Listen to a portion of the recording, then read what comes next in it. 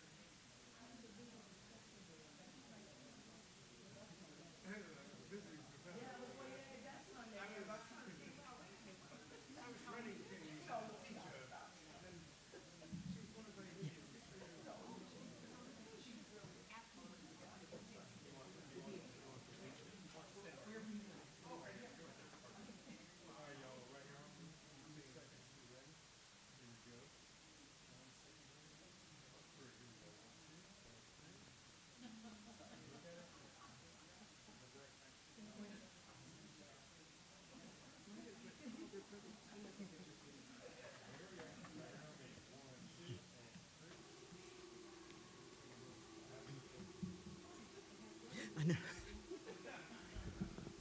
Yeah. Good evening. Yeah. I'm Yolanda Pierce. I'm the Dean of the Vanderbilt Divinity School, and welcome. The Antoinette Brown Lecture began in 1974 with the help of a gift made available to Vanderbilt Divinity School by Miss Sylvia Sanders Kelly, Vanderbilt class of '54. The lectureship is intended to bring distinguished women theologians and church leaders to the Divinity School to speak on a variety of concerns for women in ministry. It is named for Antoinette Brown Blackwell, who in 1853 became the first ordained woman in America. Ms. Brown graduated from Oberlin College and carried on a Christian ministry for many years prior to official recognition by ordination. Previous Antoinette Brown lecturers have included Rosemary Radford Ruther, Sally McVeigh, Elizabeth Schusa Forenza, Katie Geneva Cannon, Diana Eck, Renita Weems, Monica Coleman, Amy Jill Levine, Kelly Brown Douglas, and Tracy West, among many others. The Divinity School's 2026 Antoinette Brown Lecture, Spirit Power, Black Feminist Pneumatic Rituals of Wonder, will be delivered by Keri Day. Dr. Keri Day, yes, yay. Dr.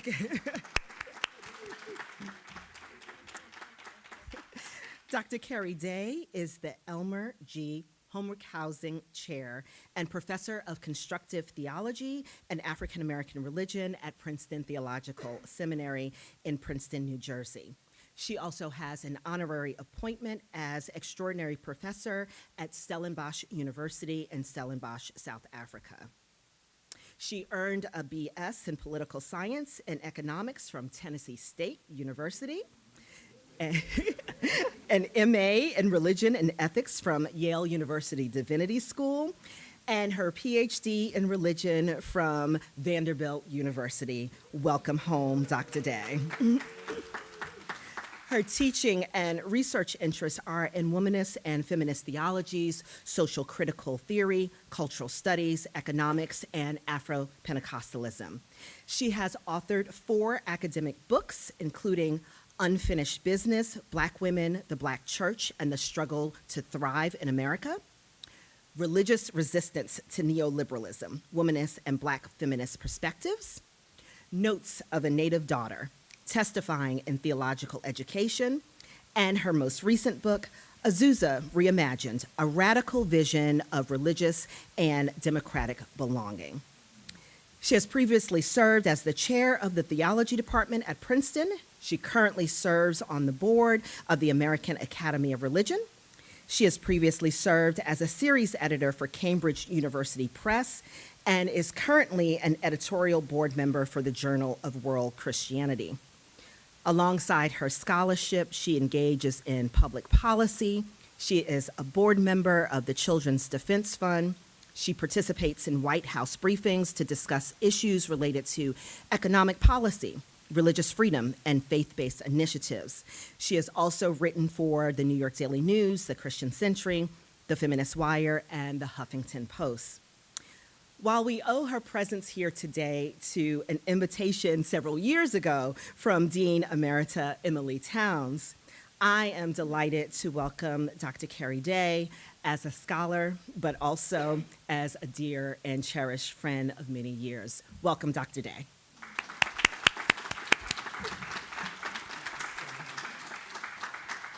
Thank you, Dean Pierce, and just my very wonderful and close friend. I so appreciate Dean Pierce and her leadership here as well. Like, the Black church, I have to give honor where honor's due. Some folks are in the room here. So first, I have to call out my Dr. Dr. Victor Anderson. I like to say that in many ways, Victor's encouragement brought me into voice. That really is the truth. As a young woman coming here to Vanderbilt, a Pentecostal, he's laughing back there,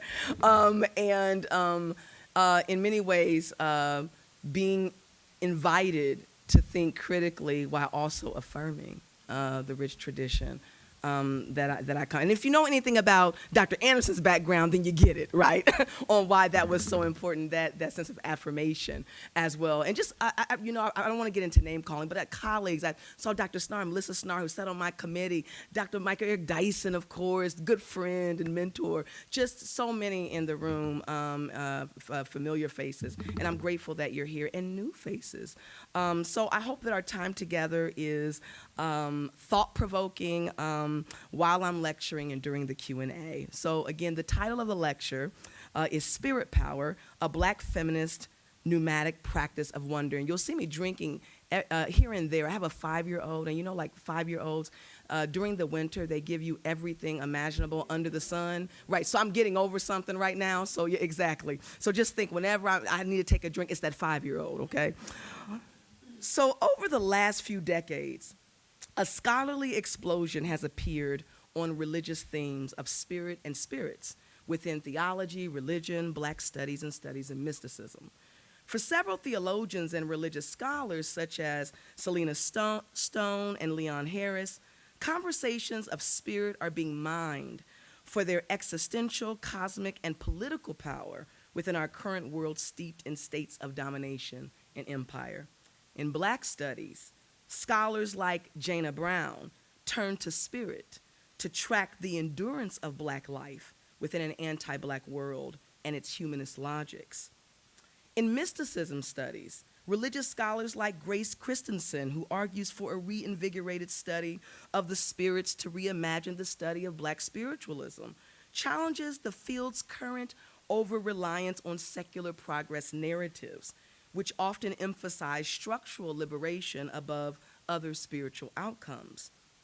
Spirit and spirits are becoming important across disciplines, not only to the study of faith and religion, but also to an understanding of moral practice and meaning-making amid the possibilities and political complexities of our existence.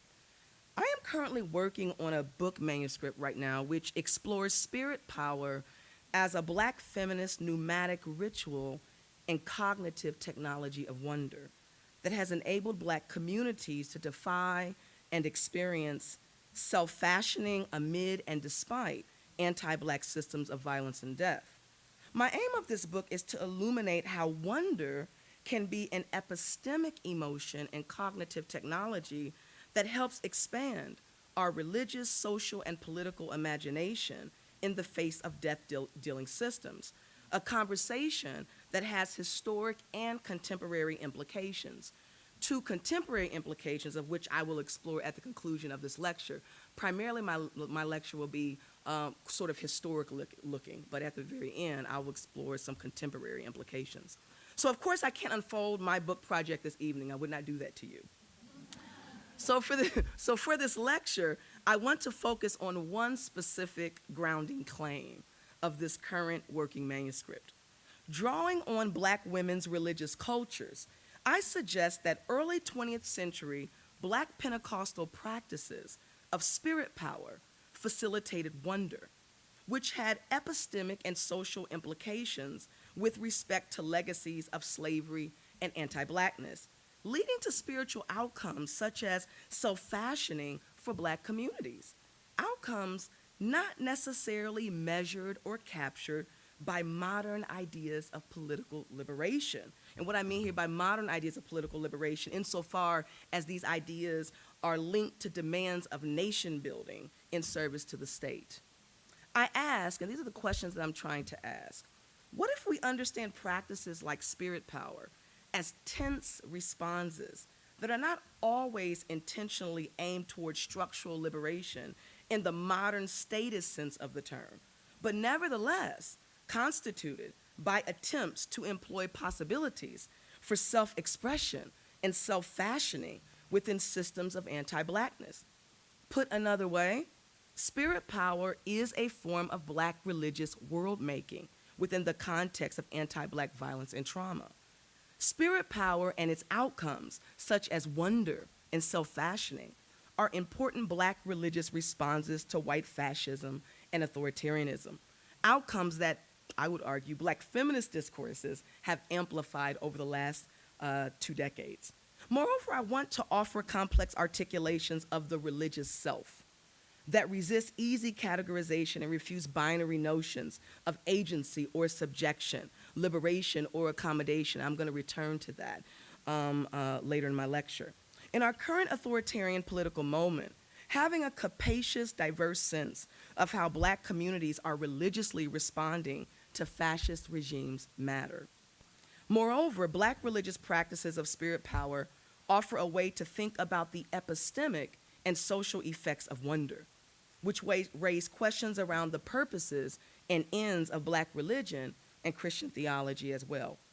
So to unfold this argument on the efficacy of spirit power in creating diverse Black religious contexts for wonder and self-fashioning, I first note the enslaved context of spirit power and how it enabled enslaved Blacks to experience not only retribution and protection, but also wonder and pleasure amid the devastations of slavery. I then turned to early 20th century Black Pentecostal practices of spirit power through Charles Harrison Mason's sign reading to demonstrate how this practice of spirit power offered experiences of wonder and self-fashioning under American racial apartheid. I conclude by maintaining that practices of spirit power might reorient spirit language towards themes of wonder and self-fashioning as crucially important political victories, right? So automatically one might notice that I'm wanting to rethink the category of the political altogether, right? Important political victories within death-dealing systems under Trump Crow. So before turning to early Black Pentecostalism to flesh out how spirit power functions as a religious practice of wonder, I want to describe what I mean when I say spirit power. I am not appealing to a Christian Trinitarian discourse to understand spirit as person or expression of the Godhead. I also am not speaking about the Spirit with respect to systematics, which attempts to ensure doctrinal coherence and fidelity to a theological system that I think is overly preoccupied with metaphysics and ontology in discussions of divine life. When I speak of spirit power, I am phenomenologically referring to how Afro-diasporic communities have invoked spirit and spirits to access power in enacting a range of religious practices and spiritual outcomes in the throes of a colonialist and anti-Black order. Among early Black communities, spirit power was an embodied, earthwise set of rituals and practices in response to their cultural, social, and economic dislocation in search for meaning. Enslaved and post-emancipated Black communities engaged spirit power in complex ways through the invocation of a deity, but encompassing a concept of God that is eminently understood in diverse species and landscapes, and yet beyond and in excess to the materiality of the cosmos. Hence, their invocation of spirit power reflected a transeminent understanding of divine presence in the world, enabling communities to live, act, and respond in efficacious ways that help them piece their lives together amid difficult and violent systems. Enslaved women's religious cultures enabled spirit power to flourish within a brutally violent slave system. While enslaved Black men primarily served as preachers for slave communities, enslaved women were most known to provide leadership over religious rituals, such as praying and other forms of ecstatic worship, such as shouting, tarrying, trances, and other mystical experiences associated with conversion, whether such conversion was Christian or non-Christian. It is important to note that enslaved women's religious cultures, marked by trances, dreams, and other corporal performances, were not cultural relics imported into a white Christian metastructure, but were the infrastructure on which Christian narratives and practices were grafted. The marriage of Christian vocabularies and quasi-African cosmologies generated a black religiosity that responded to the systemic damage enslaved people endured. I draw on black women historians Alexis Wells Ogagama and Yvonne Sherrow's discussions of spirit power to think theologically and ethically about this term. So this term sort of circulates within both the historical and anthropological literature, and I'm wanting to sort of reflect ethically and theologically about what it means. As Wells Ogagama notes, spirit power, quote, was morally neutral and could be used for good or bad ends, end quote. Black women's practices of spirit power were not about showing fidelity to doctrinal claims or reinforcing the purity of a theological system, whether Christian or non-Christian. Instead, black women were fundamentally concerned with whether or not a spiritual practice, technology, or modality was efficacious. Is spirit power effective in the project of building emancipatory spaces and futures for black women in their religious communities? Spirit power was about efficacy, and the enslaved sought to harness power for retributive justice and protection. Consider Julia Brown, a 19th century enslaved woman in Georgia who had no problem narrating Christianity's retributive justice when her master, Mr. Jim, died. In fact, she described his death as divine justice. After summing up his cruelty as a slave plantation master, she remarked that none of her fellow slave community members lamented his death. Upon hearing of their master's death, they all said God got tired of Mr. Jim being so mean and killed him. Images of divine justice color her theological remarks, suggesting a belief in a posthumous punishment for the oppressors. For Julia, the enslaved people's suffering and their appeals to divine authority wielded a power to not only potentially kill slaveholders, but to introduce just cosmic punishment to oppressors associated with the slave system. Another way of saying it, God killed Mr. Jim to protect the local slave community from his extreme cruelty. Julia had no issue reconciling her Christian faith to the imprecatory Psalms. White Christian appeals to the love commandment were seen as morally suspicious when turning to retributive uses of spirit power for black enslaved folks like Julia Brown. Yet spirit power for these enslaved women was not just about retributive justice or protection, but about wonder, pleasure, and self-fashioning.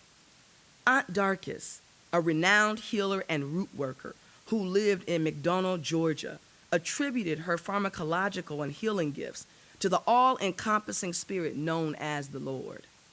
Although blind, Aunt Darkis routinely went to the woods to collect roots and herbs, explaining that, quote, the Lord told her what roots to get, end quote. Many local slaves reported that if you wanted to get healed, you went to Aunt Darkis. She would draw a bucket of water from the well, heal the water by whispering and waving her hand over it. Combining the rites of the conjurer with Christian faith, she said, quote, the Lord gave her power and vision, end quote, to accomplish remarkable healings and other things. For Aunt Darkis, her invocation of spirit power was about pleasure and wonder associated with being used by the Lord to help others heal from physical and non-physical wounds and trauma. And those who encountered Aunt Darkis report seeing conjuring with a kind of firstness, experiencing it as if for the first time, possibilities of life with respect to root-based faith and healing. And that's pretty significant given that, those forms of healing were demonized, right? Moreover, her invocation of spirit power allowed her to embody a different understanding of the self, not the individualistic, autonomous entity of modernity, but a self diffused with cosmic existence out of which one feels oneself as part of, not cut off from a collective planetary existence. Enslaved women's religious practices of spirit power were oriented towards survival, but also in service to wonder and self-fashioning, which avoids a reductive interpretation of the meanings of spirit power among the enslaved, such as their religious work being solely in service to resistance. Yes, resistance, but also more. As one might already discern, spirit power was not simply a human power. For example, how enslaved black women accessed this spirit power was also in concert with the material elements of the earth. The forest, where the brush arbor resided, also had spiritual power. The forest was the site in which the material realm of flora, fauna, earth, and water existed inseparably with the invisible domain of spiritual beings and their powers. The sacred significance of the forest as a space of hidden knowledge and powerful spirits contributed to enslaved women and girls' decisions to go to the forest or brush arbor to heal from loss, rape, and other trauma. Predominantly young enslaved women between the ages of 15 and 16, as Wells Ogagama notes, were drawn to enslaved religious gatherings, particularly to praise plantation houses or religious gatherings in the brush arbor because of its healing properties. Interestingly, many of these girls joined right when they were attaining sexual maturity. Religious encounters in the praise houses and other hidden spaces were replete with initiation rituals for predominantly female initiates who were looking not only for healing against sexual violence, but also looking to experience wonder inside of their community. Spirit power, then, is a transimmanent presence, fleshly and corporeal, that was made possible through the sensible world, yet an immeasurability and excess beyond the enslaved understandings of this world and cosmos, allowing blacks to efficaciously respond to anti-black violence. Praise plantation houses, as well as the brush arbor or hush arbor, were places in the woods and forests where the enslaved could enact dances, prayers, singing, and other movements overseen by black women that integrated ancestral cosmologies and other black cultural repertoires while referring to them simply as prayer meetings. Here they engaged in practices of spirit power that not only offered strategies of retribution and protection, but also provided capacious context of wonder and self-fashioning, spiritual outcomes not necessarily reducible again to the modern status trope of liberation. Another way of putting it, while liberation is desired, I want you to hear me, while liberation is desired, the value of their spirit practices is grounded in their capacious and wondrous reimagination of the divine, themselves, and the cosmos, despite slavery's brutalities. So then early black Pentecostal founder and figure, Charles Harrison Mason, engages spirit power as a black feminist pneumatic ritual and practice of wonder. And I probably should note here that Charles Harrison Mason is the founder of the Church of God in Christ, the largest black Pentecostal denomination in the United States. And for those perhaps that have read my Azusa Reimagined book, Azusa Reimagined, I talk a bit about the Church of God in Christ coming out of the 1906 Azusa Street Revival as a major denomination. Okay, so after talking a bit about what spirit power is for me, now turning to Charles Harrison Mason as an example. So I want to pause before I say this and say my usage of black feminists, I'm sort of arguing here that Charles Harrison Mason engages spirit power as a black feminist pneumatic ritual and practice of wonder, right? So then the question becomes, well, how am I using black feminist, right? So my usage of black feminist here is not solely as an identity marker, but also points to an interrogation of the Western production of knowledge. To use black feminist Cynthia Dillard's words, black feminism is a discourse of, quote, endarkened epistemologies, breaking from the assumptions, methods, and theories of the Enlightenment. Alongside a politics of naming, black feminism at root is a set of theories and methodologies that question knowledge in a modern world that requires the dehumanization of black girls, women, femmes, and non-conforming folks. In this sense, black feminism has been employed across a range of scholarship, which emphasizes how black women's cultural and religious productions operate as epistemological and social interventions into anti-black logics, right? So black feminism as an epistemic intervention, right, is what I'm wanting to get at here, right, as a form and way of knowing and doing. So to speak of spirit power as a black feminist pneumatic ritual is to center black women's discursive, that is intellectual, engagement with ritual, spirit, and mystery in forging practices of black world-making despite slavery's brutalities and ongoing contemporary effects. So then back to Mason. Mason was spiritually shaped inside black women's religious cultures, right? Inside of this discursive production that I'm wanting to name as black feminist pneumatic rituals. Most notably by the religion of his mother, Eliza Mason. I wish I could lecture more about Eliza Mason, but I'm writing about her in my manuscript. He referred, that is, Mason referred to God as a wonder worker and saw wonder as having epistemic and social consequences. I want to note that my idea of wonder is not sanitized or childlike. Taking my cue from cultural theorist Sarah Ahmed, who situates her feminist work within a philosophical tradition of wonder, her conception of wonder does not suspend our background knowledge. Rather, wonder breaks through our background knowledge, reshuffling and revolutionizing what we know. Wonder directs itself to the ordinary and quotidian, not just to the exceptional. For example, knowledge about race or power or gender relations and their histories are not simply forgotten or abandoned when appealing to wonder. They are reconsidered in light of our current shock and surprise of the limit and unknown that appears to us, beckoning us to practice cognitive accommodation with respect to our epistemic forms and bodies of knowledge around race, power, and gender. As Ahmed reminds us, wonder works to transform the ordinary.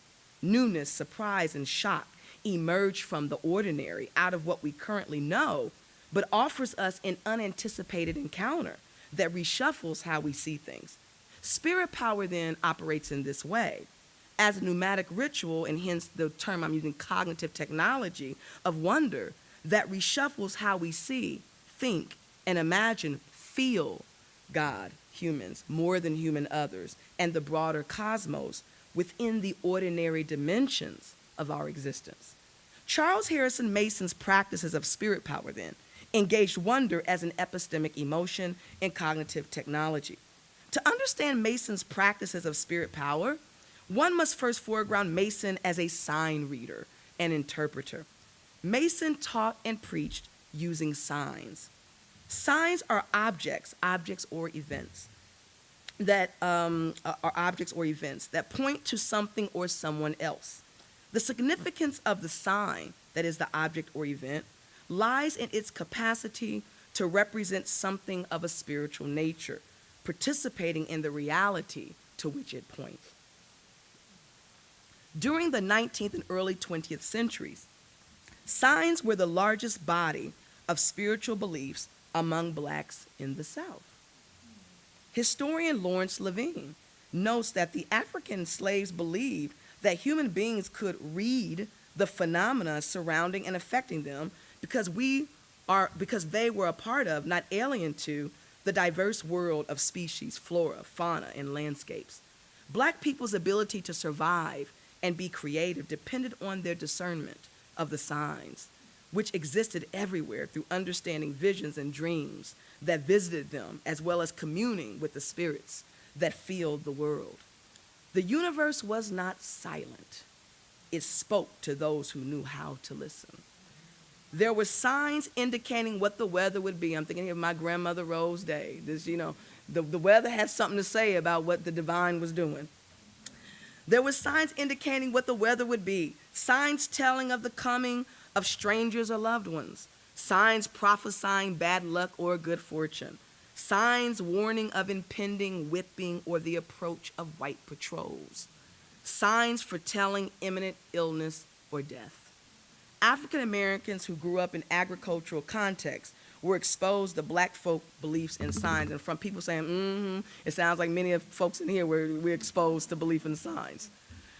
The Southern black folk tradition about signs encompassed a belief that the natural world was a spiritual universe, imbued with meanings in which signs are indications that God is active and participating in the world, in human life.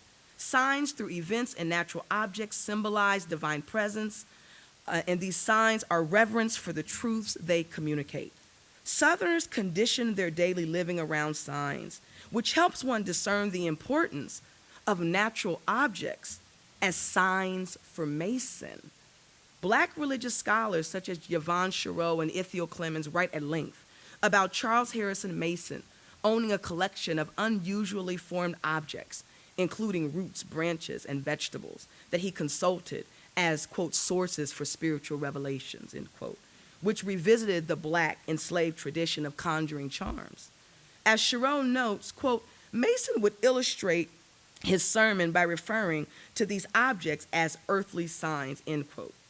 As C.J. Brown, a secretary of the Church of God in Christ in the early 20th century, wrote, quote, when scriptural texts seem to fail and audiences seem to tire of the monotony of sermons, the Spirit directs Elder Mason's mind to a sign.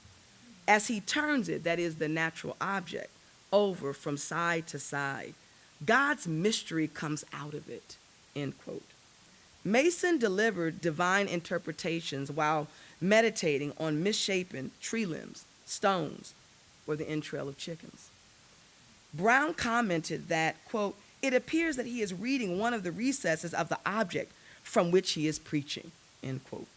Mason's usage of these signs and, of course, objects to go with it could certainly be read as a refusal of white American Christianity and its systems of racial apartheid. To those among Mason during this period, they would have easily discerned his sign reading as infusing Christian practice with conjuring culture, seen on slave plantations and in early emancipated Black communities, a conjuring culture that was seen as socially primitive and religiously demonic to American Christianity. In Bishop Clemens' biography, Bishop C.H. Mason and the Roots of the Church of God in Christ, he argues that Mason was committed to preserving the African spirit cosmology and other distinctive African cultural expressions amid the daily experiences of racial assault. Yet, Chereau cautiously notes that Pentecostal healing practices designated as African and magical, such as anointing the sick with oil, laying on of hands, and the commission of special cloths and handkerchiefs, are also found in the New Testament, which certainly questions whether Mason's practice of divining messages from natural objects was simply an extension of African diasporic conjuring culture. But whether directly African or quasi-African, Mason's practice of spirit power through sign reading, it was a Black folk tradition, right, that engaged wonder then as an epistemic emotion. Wonder reshaped and reshuffled knowledge about God and the world, and more specifically, how one comes to know about God and the world. For instance, Elder C.J. Brown described how Elder Mason would calmly pick up a stick shaped in the exact likeness of a snake in its growth and demonstrate with such power that thousands of hearers are put in wonder. This conjuring and hoodoo language in Mason's practices were certainly controversial, even among elders and members in Kojic. Yet Brown, and mostly Black women in this denomination, would affirm Mason's Christian conjuring practices, saying Kojic members that protested these practices, quote, demonstrated short-sightedness and a lack of spiritual vision, end quote. Sometimes I like to read this off to contemporary Kojic members. I really do. It is clear that Mason is doing something controversial, right? As he amplified the possibilities, I would argue, of an expansive Black religiosity and presses the limits of a doctrinally inflected account of Christian faith, even within the Pentecostal context he led. Even if unintentionally, he is complicating a colonial paradigm of how religious knowledge is attained, not simply through systematic dogmas and doctrines, but more crucially, through indigenous rituals and practices that involve effective awareness and interdependence with the land and other species to attain knowledge about the divine. Mason's sign reading is not just a pneumatic ritual, but a cognitive technology of wonder here then, reshaping for many of his hearers how they feel God and the world in more surprising and capacious ways. So I want to linger with what Kojic Secretary Brown says about Mason's divining work or practice of spirit power, that through his practices of sign reading, people are put in wonder. Mason engages our more than human world and invites his listeners to hear gospel stories such as the life of Jesus with a firstness, as if for the first time, allowing listeners to reimagine in an effective register what they think they know about God and the world. And you see this in some of, I can't get into this in my lecture, but you see this in some of the reports that C.J. Brown is writing about with parishioners, right, for the first time. They've seen some of this, seen healings and things like that in the past, but the way that Bishop Mason is doing it through signs, through sign reading, causes them to see something that they didn't see before, according to their language. Wonder in this case is not solely about being in a state of surprise or mystery. Wonder is more crucially operating as a cognitive technology, meaning that this experience of wonder turns one toward what they don't know. Begging for cognitive accommodation, one desires to do something in light of a religious paradigm that has now been unsettled, no longer able to predict what one thought they knew about God and the world. For certain, wonder being employed as a cognitive technology, it can go wrong. Very wrong. We see this all the time, like religious death throes, Christian nationalism, and all of its iterations, right, within Pentecostal, neo-Pentecostal and charismatic traditions. It can go wrong. However, in this case, Mason's practice of spirit power through sign reading allowed Christian faith in this Black Pentecostal context to be generatively practiced as an open question on how spirit is moving, not beholden to a rigid dogmatic certainty that constrains and dismisses indigenous religious forms. His practice of spirit power has epistemic consequences. It offers the possibility of the rediscovery of the intense experience of divine presence in repressed and silenced Black religious orientations, a rediscovery that opened to new theological questions and avenues of thought that before could not be asked or practiced. Again, enslaved religious practices were under severe controversy and seen as fundamentally unchristian, but this, through sort of Mason's sign reading, right, that this opens the religious form up and allowed a reimagination of what Christian faith was and could be through these indigenous forms. Mason's practice of spirit power through sign reading also engages wonder in ways that had social consequences. Mason's practice of spirit power through wonder might be understood as encouraging and cultivating Black self-fashioning, which complicates current conversations and critical Black studies on the debates of subjection or agency, accommodation or liberation, with respect to anti-Black systems. As I asked at the start of this lecture, what if we understand practices like spirit power as tense responses that are not always intentionally aimed towards structural liberation in the modern sense of the term, but nevertheless constituted by minuscule or even perceived futile attempts to employ extremely limited possibilities for self-expression, for self-fashioning within a system of anti-Blackness. I interpret spirit power as a form of religious fashioning within Black life, which highlights the creative religious ways. Sorry, I keep doing that. I'm getting very Pentecostal here.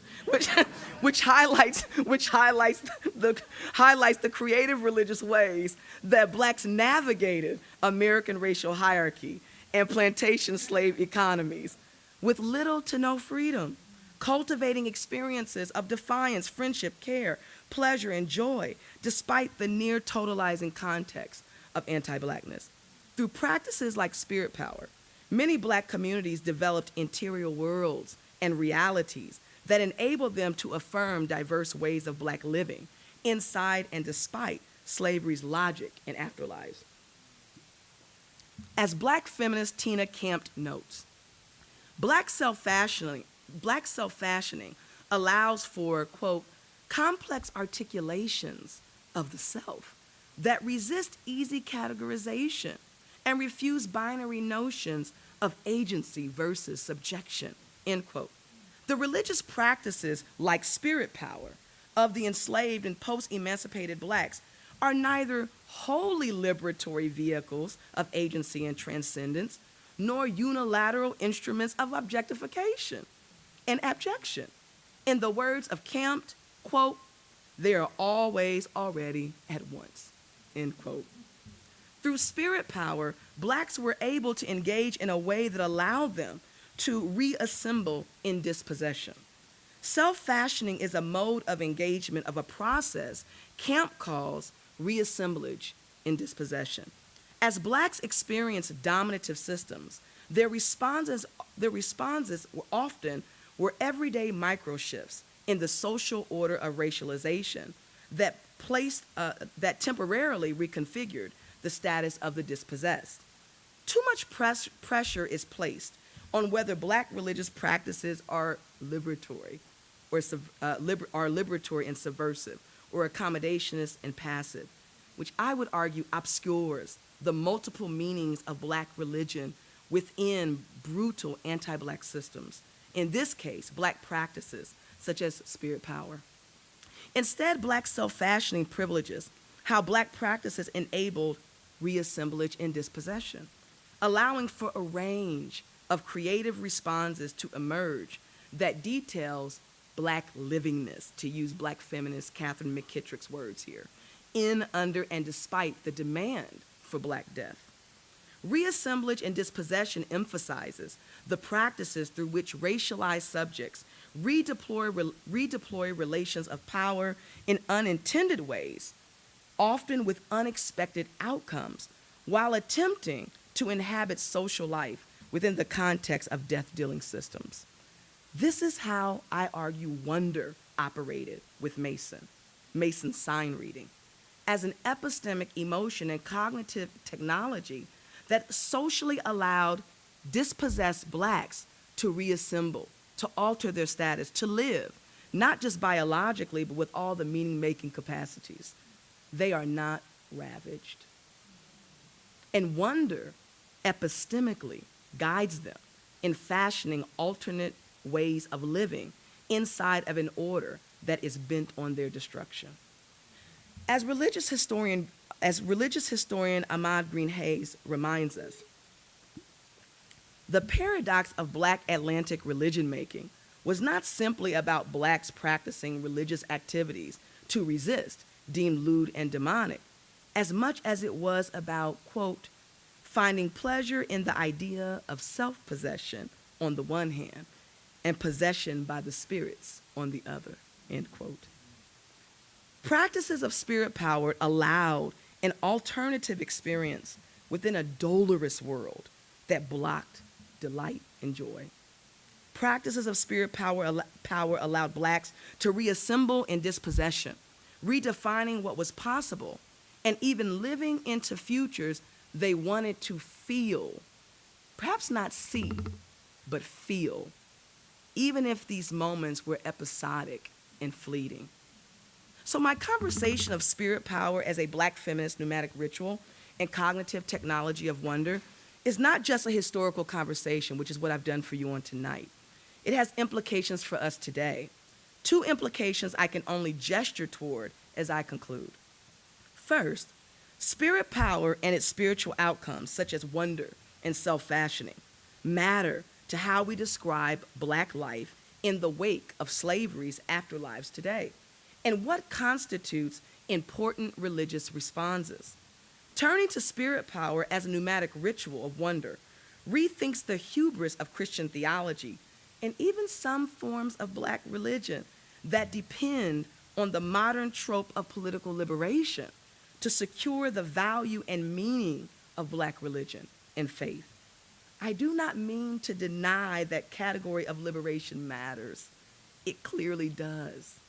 However, much of theological liberalism, white, black, Asian, Latin, across the board, overinvest in this being the primary way of interpreting the salience and relevance of religion and religious action, as if it needs to be linked to the demands, as if it needs to be linked with the demands of nation building directed towards the state to secure its value.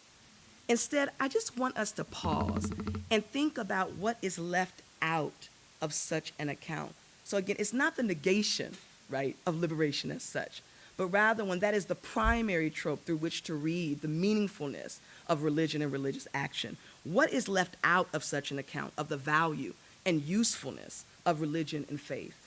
What religious strategies and outcomes are rendered invisible and even described as bastardized versions of true religion because they take up the affective and ecstatic dimensions of faith that may equally prefer delight to conversations of equity, wonder to conversations of structural change? Spirit power is a form of black religious world-making within the context of anti-blackness that simply cannot be reduced to statist politics. Second, my argument of spirit power as a ritual and cognitive technology of wonder is an exercise in religious and cultural criticism. It is a critique of a certain cultural reading of blacks in early Pentecostalism as otherworldly, backward, and an obstacle to modern democratic consciousness that both whites and educated black elites had of black poor Pentecostal communities, especially at the beginning of the 20th century.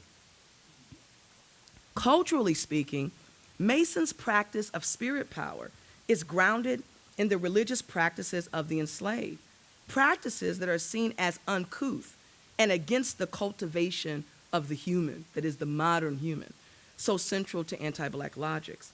Mason's divining work, at least partially, not, I should say imperfectly perhaps, refuses the cultural and religious terms of the proper white Christian subject. The idea that early black Pentecostalism is simply parroting white charismatic evangelical and holiness traditions is historically incorrect and forecloses how early Pentecostalism sheds light on emerging popular and radical black religious forms at the start of the 20th century. My point here applies to how some black scholars read so many black charismatic and Pentecostal religious forms today as bastardized versions of religion without taking into account how some of these, not all, but how some of these ecstatic forms of faith rethink the idea of the political, at least challenge the dominant view of the political altogether. These are just two implications of my argument, but I look forward to conversing in the Q&A to draw out even more implications of my talk this evening. Thank you.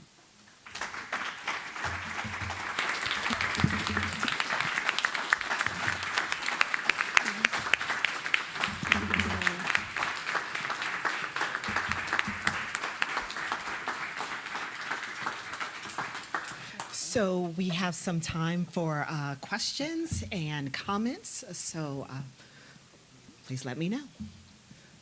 The floor is open. Oh, Dr. Rieger. Excuse me. Thank you so much for your presentation, Keri.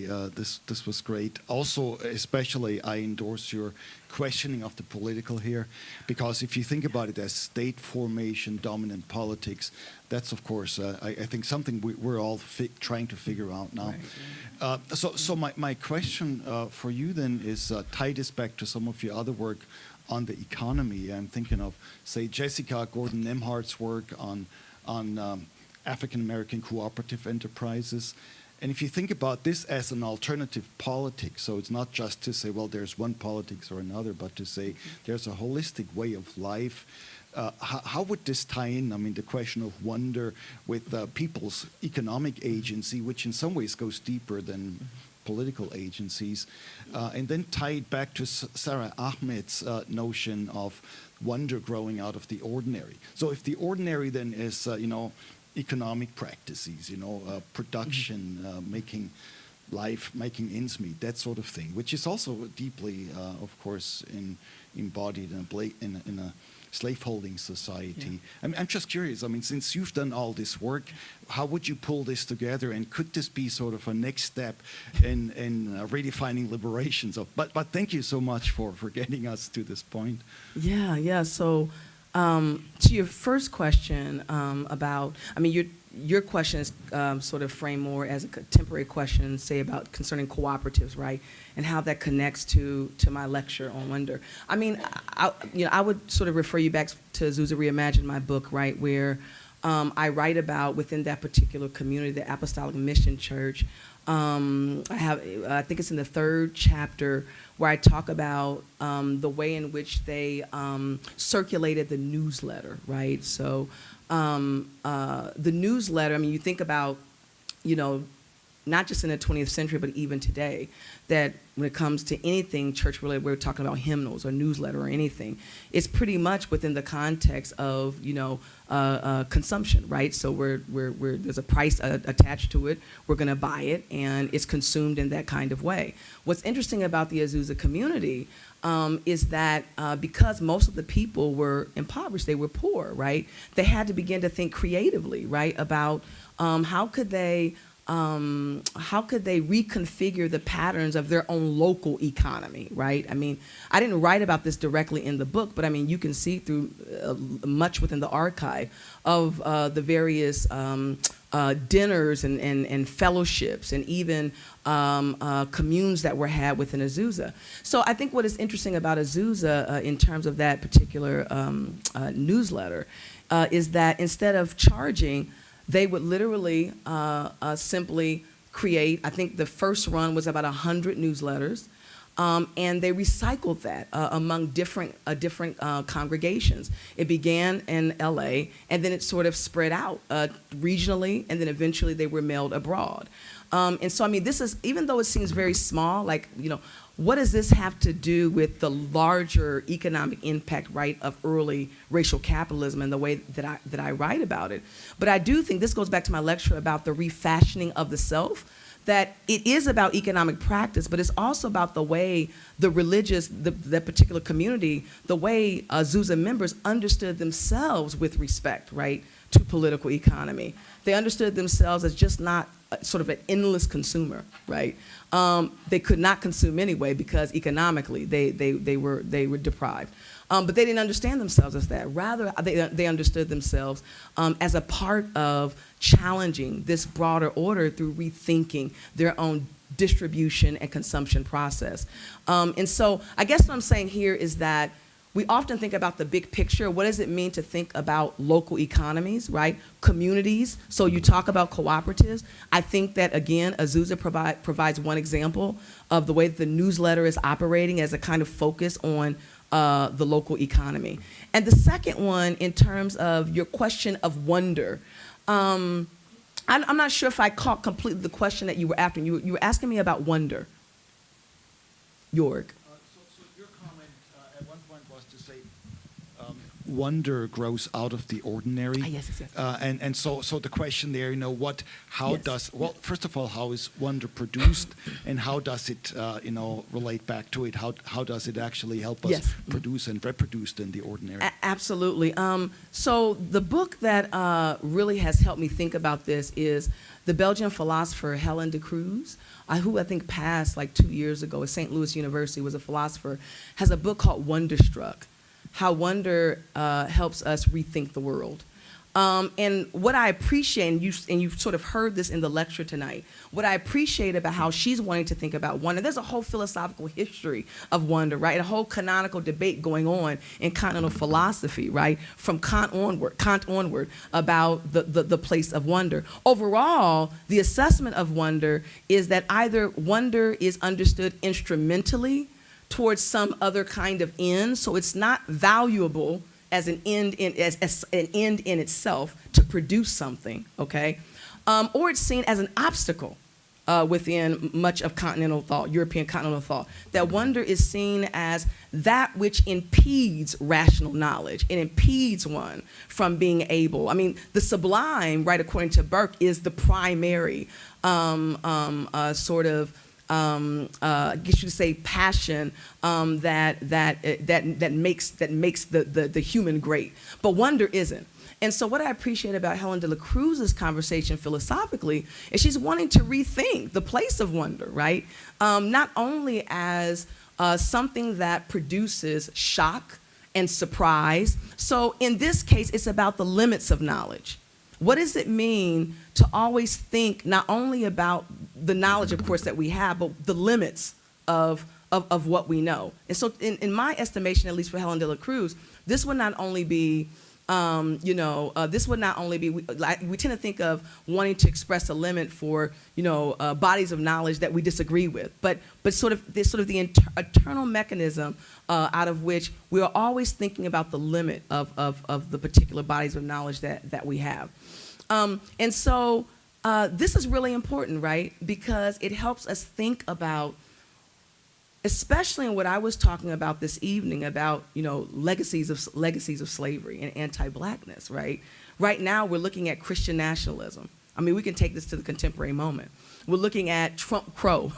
We're looking at Christian nationalism. But not only that, I would argue that in many of the black churches that I go into, while socially they might be very progressive and against what is going on, theologically, they are still quite conservative, and some of their theology undergirds the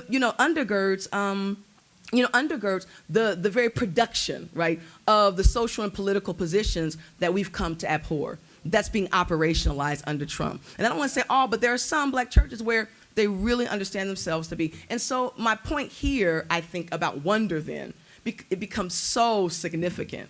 What does it mean to think of wonder, according to Helen de la Cruz, is not only a state of mystery, but it begs for cognitive accommodation.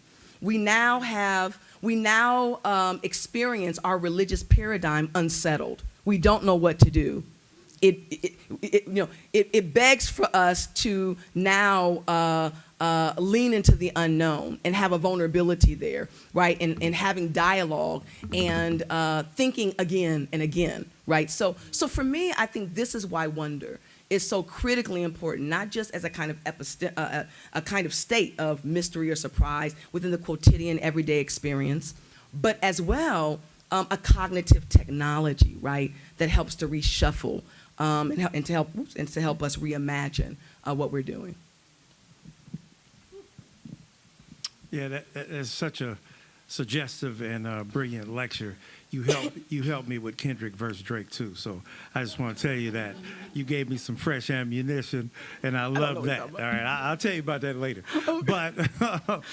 But the brilliance of in one sense saying that the resistance, that the political cannot exhaust the wonder is important because it's Afrofuturist in the sense that you always have to imagine what happens after the resistance.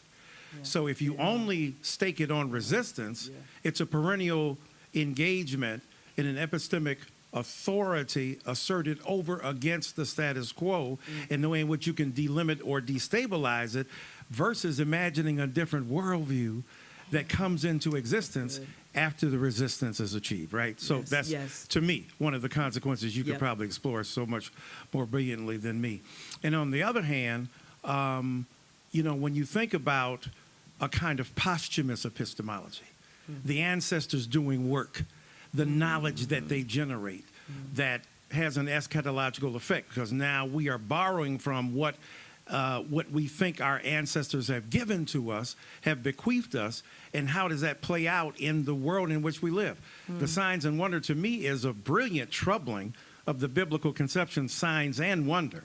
So it's a juxtaposition, right? Now you give cognitive authority to wonder is a beautiful thing because Negroes are relegated to wonder and not to signification and sign, a la Charles Long's, right? So we don't have the intellectual authority to engage in adjudicating competing claims, but now the wonder has an epistemic authority itself. I thought that was brilliant.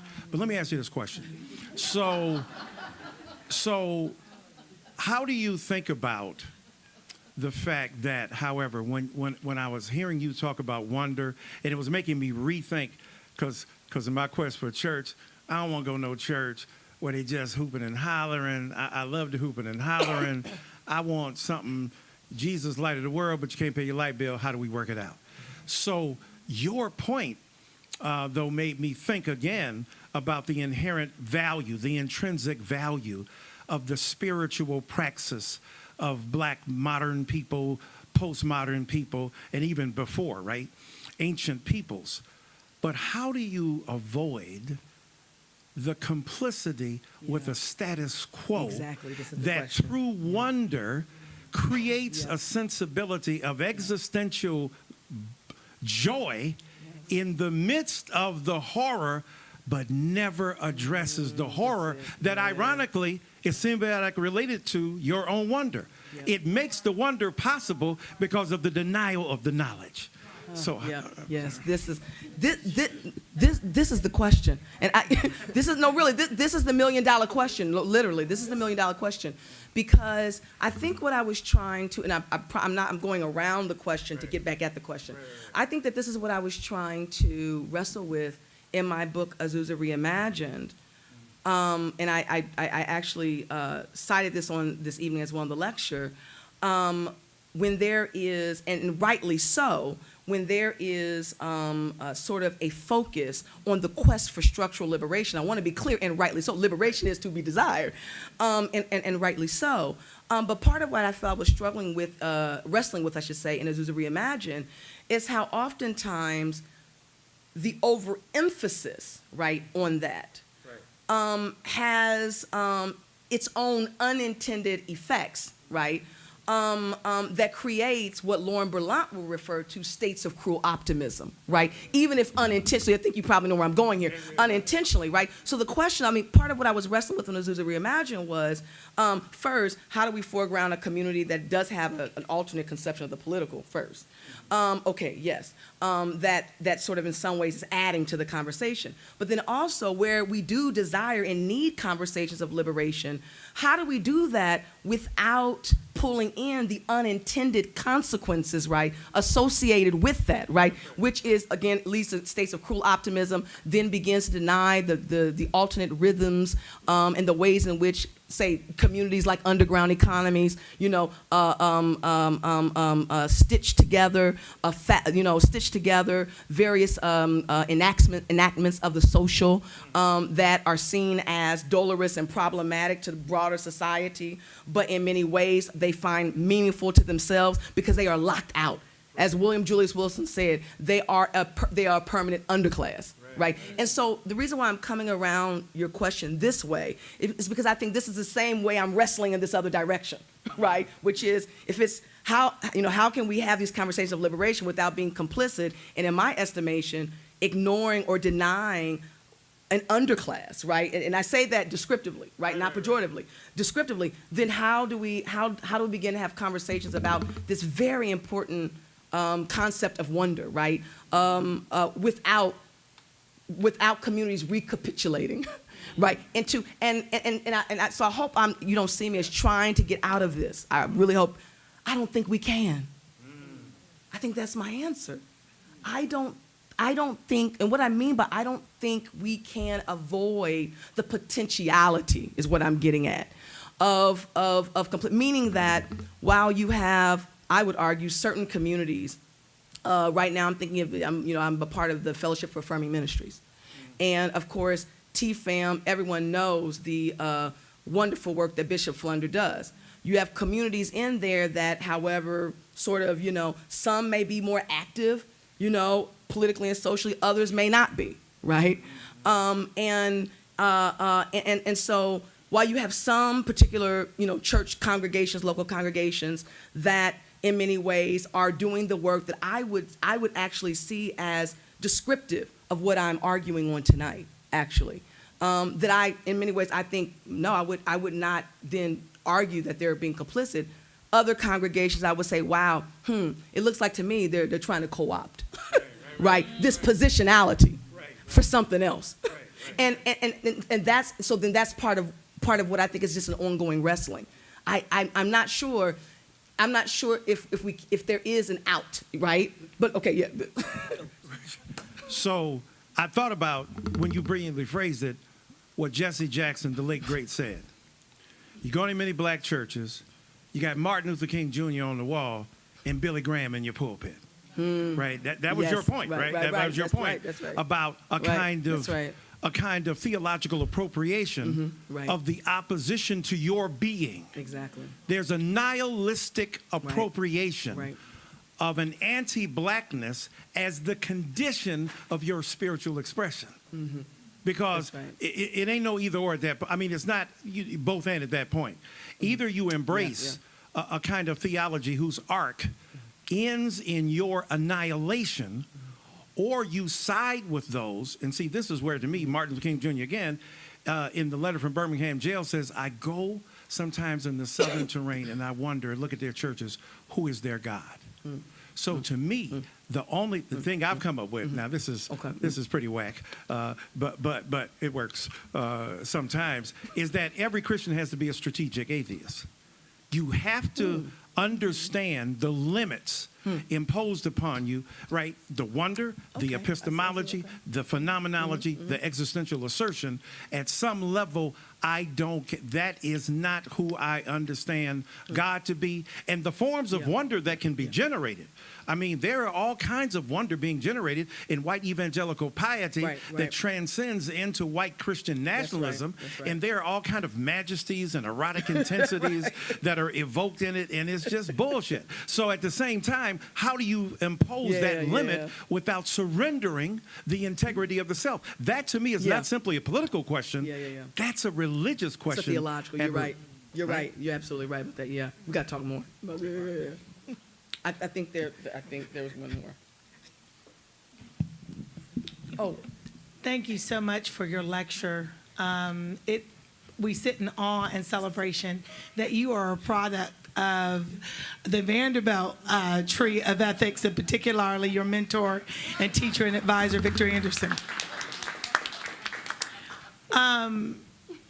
I think just the wonder of the discernment of the spiritual discernment of our dean and the tradition of which you all are part. I call myself Baptist-costal because I was never Pentecostal. But I want to get to the perfect alignment that you call Trump Crow. That today, anything, for those of us who really take seriously the theological calendar, and we never talk about it, this is Holy Monday. This is the day after Palm Sunday that Jesus cleanses a temple, curses a fig tree, and teaches by turning over the table. So if you can talk to us, from faculty members to students to prospective students who are in the room, about how to make it accessible and plain, how do we do the work of Holy Monday in a way in which Dr. Dyson was pointing out that we can deal with the philosophical underpinnings of having a faithful pursuit of understanding what's happening, but then not taking for granted the theological commitments of faith-seeking understanding. How do we, in this moment, in this holy week of what you're calling Trump Crow, bring reckoning, Luke 4:18, right, which is at the heart of much of linking divine justice to social justice, is the wonder, right? The 92% of black women who voted is the wonder, literally is the polis, literally is the body of Christ that says, the Spirit of the Lord is upon me, right? To give sight to the blind, right? To liberate those who are oppressed. And if it's not relevant to, right, this time, then all we're doing is raising hell and not bringing heaven down to earth. What might be 3 ways just in reverence of Holy Monday, to cleanse the temple, curse the fig tree, and teach in the year, in the moment that we're in? I appreciate this question because I think at the end, I understood your question better. And so, to be honest, and so this goes back to what I was talking about at the beginning of the lecture, that for Black women, spirit power, their understanding of God, it was not about any kind of fidelity to doctrinal coherence or to any set dogma or to any abstract understanding of what, say, the church or the body of Christ. It was literally what was efficacious for their communities, what they believed, how they understood and imagined God. Did it create emancipatory spaces for them and their communities? End of story, right? And so part of your question is a normative question, honestly, right? And I think this is really important because I want to make sure within my lecture that I'm being heard as saying, with respect to the question of wonder, that in many ways these communities are being guided by an emancipatory vision, right? They are being guided by an emancipatory vision. So how does that touch the ground? It touches the ground, for example, we have white evangelical, or what they refer to as literalist hermeneutical biblical strategies, right, that float around not only within white churches, but within many Black churches. What it would mean is thinking more critically and more courageously, for example, about our biblical hermeneutical strategies, right? So it's not simply that because doctrine or dogma has said something about, say, I don't know, who Christ is or what the Holy Spirit is, but rather, in many ways, how are we coming to understand within the context of our lives as we are searching for emancipation, for an emancipatory impulse, right, to experience God and the world, right? Then how does that feed, right, who we are? So that's one example, is rethinking biblical strategies, because in my estimation, there is a political aspect, because we talked about white Christian nationalism, but there also is a deep theological aspect. And it's rooted in these kinds of reading strategies and abstract theorizations about God and the world, right? And so that's one example, right, in terms of that certainly hits the ground.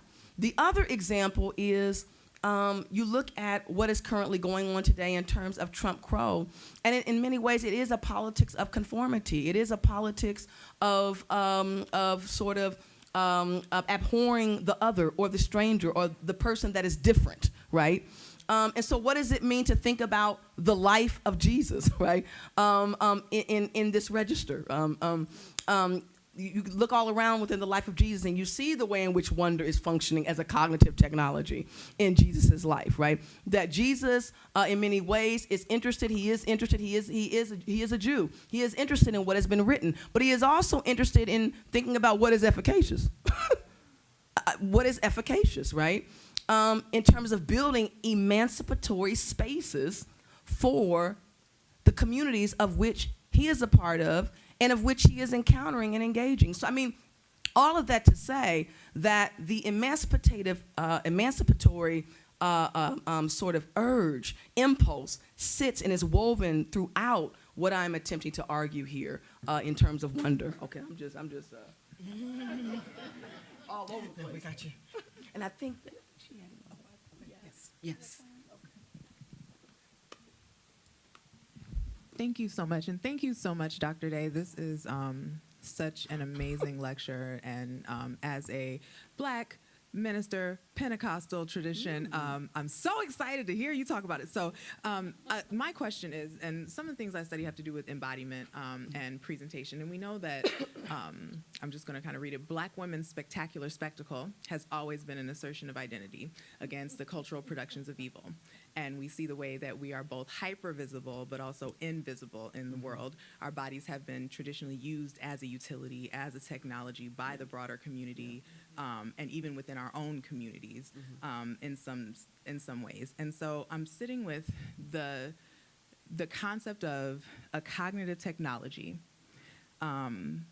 and the idea of prophetic courage and the Holy Spirit being the vehicle or impetus for that type of, I guess, manifestation. And so I'm just kind of wondering, how would wonder function in that? Like, is it an entry point through which the Spirit does that work? Is it part of the entire experience? I'm just like wondering what you think about that. Yeah. So I think it's both, right? It's the entry point, at least part of how I'm wanting to treat wonder within my current manuscript. It's the entry point, but then it is also the process, right? Through which, in this case, one example that I offer and I write about is Sojourner Truth, Isabella Baumfrey, right? But has an experience out in the wide open space, right? And in the wide open space, as she's running from her enslaved master, she has an encounter and experience with God. And she says, quoting her, "I didn't know that you were so big," right? And so in many ways, now, I should say this as a side note, that what facilitates that particular religious encounter among the flora and the fauna and all these other things, prior to that is the Pinkster celebration, right? She's sort of fled from her captors, and while at the Pinkster celebration, anyone knows about the Pinkster celebration, right? I mean, this is a sort of a long tradition, right? That is sort of connected to sort of an interreligious, Afro-diasporic, rooted in sort of an Afro-Catholic diasporic culture and community, that sort of celebrates in many ways, not just Christian sort of Christian strands, but also other interreligious strands, culturally speaking. But it's sort of the Pinkster. So in many ways, she has this beginning sort of experience at Pinkster celebration that leads her into this open field, and she says, "God, I didn't know that you were so big." And this begins her own sort of evolution, her process, right, of beginning to think about God, the reimagination of God and the world and the cosmos. And so in many ways, it's not just the entry point. In some ways, it is the entry point, because part of what I've been arguing is there's a way in which wonder is a part of the quotidian everyday experience, right, that people are situated in. But also it becomes this lifelong process, which begins, this is why I'm pointing to her beginning in that wide open field. But she begins journeying. I mean, people talk about, for example, the various Shaker communities and other things that, Sojourner Truth was a part of. But as well, she was a part of, I'm thinking here, the Northampton Association, Florence, Massachusetts community, right, then 1840s. That intentional community of white and blacks that set up shop and began to do an experiment in interracial living. But I guess my point here is that wonder is something that is spiritually facilitating, not just as an entry point, but as a sort of an ongoing process, right? And I should say this, and in many ways, you said something about prophetic courage, that in many ways, it gives her the prophetic courage, right? It's in Florence, Massachusetts, that she begins to dictate her narrative, right? People don't talk about the fact that she's the first black woman that takes her captors to court and wins in terms of her son Peter, right? So so here you have someone that, in many ways, like wonder is doing a particular kind of work, right? It's not just that it's a state of mystery, but it's reshuffling how Sojourner Truth, becoming self-named, would begin to understand herself, that ultimately would take this black woman to a court to win, custody of her son Peter, right? That she sees herself differently, and this is what I'm getting at, right? It's not simply a negation of the structure, but rather, what does it mean to think about the religious self and the kind of transformations the religious self, right, undergoes in the process of something like prophetic courage, of self-fashioning, and ultimately, yes, of justice and liberation. So, yeah. I want to thank Dr. Day for an amazing lecture. Our shared tradition, we acknowledge these last and evil days in which we live, for you to draw our attention to the possibilities of wonder. We are so deeply appreciative, and always, again, welcome home. This is always your home, and she hasn't seen this part of the building yet, so we're so excited to have her here in the space. We invite you to join us for a reception, but please join me in thanking Dr. Day for her amazing, amazing lecture.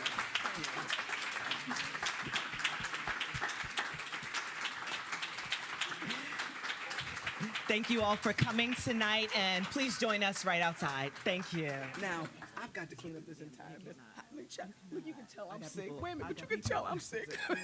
You got a baby cleaning out. You can tell I'm sick. I'm just all. Oh, no, look, I said, oh, well, you know what? You gave me something to think about, though, really. When I'm young. You gave me on that great scene. He's trying to, let me tell you what, it looks like Kendrick doing the same thing.